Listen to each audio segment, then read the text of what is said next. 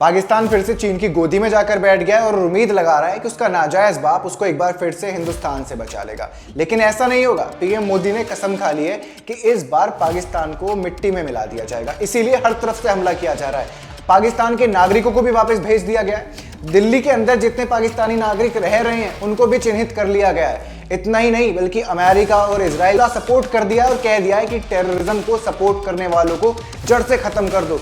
और तीसरा अटैक पाकिस्तान ने सिंधु नदी का पानी अचानक से छोड़कर कर दिया है। कल तक जो पाकिस्तान पानी पानी कर रहा था आज वो पानी में डूबा हुआ दिखाई दे रहा है। इसलिए ही पाकिस्तान के प्रधानमंत्री शहबाज शरीफ बौखलाए हुए से दिख रहे हैं। अब शहबाज शरीफ का कहना है कि हिंदुस्तान जो इन्वेस्टिगेशन कर रहा है पहलगाम आतंकी हमले को लेकर, उसमें चीन और रूस को भी शामिल कर लें। मतलब चीन से सीधा सीधा सपोर्ट नहीं मिला तो अब इन्वेस्टिगेशन को टेम्पर करवाने की कोशिश कर रहा है। लेकिन ऐसा नहीं होगा क्योंकि शहबाज शरीफ की कोई भी चाल अब नहीं चलेगी। शहबाज शरीफ वैसे तो धमकियां दे रहे हैं हिंदुस्तान को, लेकिन पैर पकड़ रहे हैं चीन के कि किसी तरीके से मत। अब चीन इन्वेस्टिगेशन में पाकिस्तान का साथ देगा या नहीं देगा, ये बात आप कमेंट सेक्शन में बताइए और साथ ही साथ हो सके तो चैनल को सब्सक्राइब भी कर लीजिए। एक तरफ तो पाकिस्तान बड़ी बड़ी बातें कर रहा है कि अगर पानी रोक लिया तो हम खून की नदियां बहा देंगे, हमारे न्यूक्लियर बम तैयार हैं, हमारी सेना तैयार है। वहीं दूसरी तरफ खुद पाकिस्तान की जनता ही पाकिस्तान की सरकार को जवाब दे रही है। जनता ही पाकिस्तान को ट्रोल कर रही है और कह रही है कि भैया अगर हम पर हमला करो तो 9 बजे से पहले करना, और अजीब अजीब बातें कर रही है। लेकिन वहीं पाकिस्तान समझ नहीं पा रहा है कि अब करे तो क्या करे, इसीलिए ऐसी अजीब और गरीब डिमांड कर रहा है। इंडिया ने अपना मन बना लिया है कि इस बार पाकिस्तान को बख्शा नहीं जाएगा। इसीलिए हिंदुस्तान के अंदर भी और पाकिस्तान तक भी इस बात का डर है।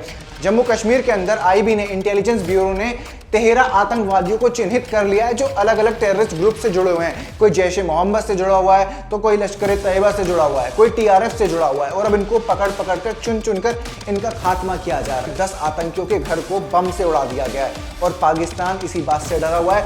इसीलिए पूरी आर्मी इस वक्त बॉर्डर पर आ रही है। पाकिस्तान एक तरफ तो हिंदुस्तान से टैकल कर रहा है, वहीं दूसरी तरफ बलूचिस्तान, उसने भी पाकिस्तान की नाक में दम कर रखा है। इसलिए पाकिस्तान बौखलाया हुआ है और शहबाज शरीफ का तो पता ही नहीं है कि वो क्या करेंगे, क्योंकि उनके बयान एक तरफ तो ऐसे आ रहे हैं जैसे कल ही पाकिस्तान हिंदुस्तान पर हमला कर दे, और दूसरी तरफ रूस की और चाइना की मदद मांग रहे हैं। पाकिस्तान का मुंह तब बंद रहता है जब चीन मस्जिदों को डेमोलिश करता है, जब चीन कुरान नहीं पढ़ने देता। लेकिन फिलहाल पाकिस्तान उन्हीं पापा के पैर दबा रहे हैं जो हर बार उनकी मदद के लिए आ जाते हैं। शायद इस बार उनके ये पापा भी उनकी मदद नहीं कर पाएंगे। फिलहाल भारत से पाकिस्तानी वापस भेजे जा रहे हैं। किसी के रोने की तस्वीर आ रही है तो कोई कुछ कह रहा है, लेकिन फिर भी भारत ने रहम करते हुए, ह्यूमैनिटी दिखाते हुए, जिनका इलाज हिंदुस्तान में हो रहा है उन सभी को 29 अप्रैल तक का वक्त दिया है। लेकिन हैरानी मुझे इस बात की है कि दिल्ली के अंदर 5000 पाकिस्तानी नागरिक रह रहे हैं जिनको आईबी ने आइडेंटिफाई किया है। एक लिस्ट तैयार करी गई है, उस लिस्ट को पुलिस को दिया जा रहा है ताकि इन 5000 पाकिस्तानियों को भी वापस भेजा जा सके।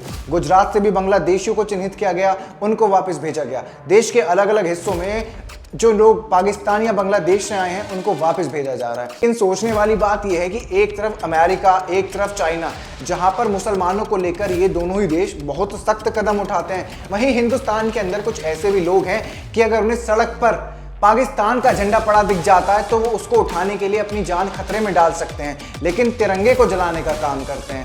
हिंदुस्तान के अंदर एक पर्टिकुलर कम्युनिटी फिलिस्तीन के झंडे लेकर प्रोटेस्ट करने के लिए तो आ सकती है, लेकिन जब बात हिंदुस्तान के हित की हो तब वो कुछ नहीं कर पाती।